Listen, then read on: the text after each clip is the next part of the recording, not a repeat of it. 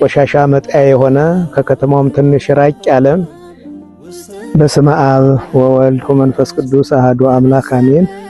የተወደዳችሁ የክርስቶስ ቤተሰቦች እንኳን ለእመቤታችን ለቅድስተ ቅዱሳን ድንግል ማርያም ቤተ መቅደስ የገባችበትን በዓል ለማክበር አደረሳችሁ አደረሰን። እንደሚታወቀው እንግዲህ ዓለም ያለ እመቤታችን እንዳልዳነ ሁሉ በዚሁ ምክንያት እመቤታችን ወላዲተ አምላክ በሕፃንነቷ ከወላጆቿ ተለይታ ወደ ቤተ መቅደስ የገባችበት ታላቅ በዓል መሆኑ ይታወቃል።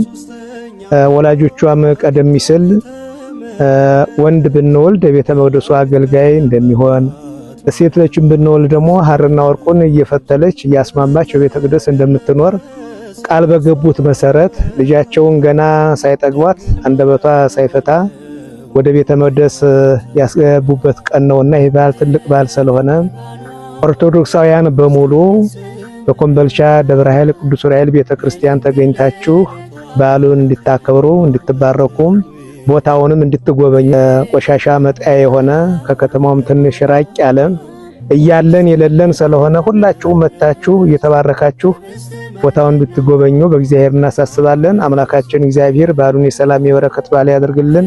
እግዚአብሔር ሁላችንን ይባርከን።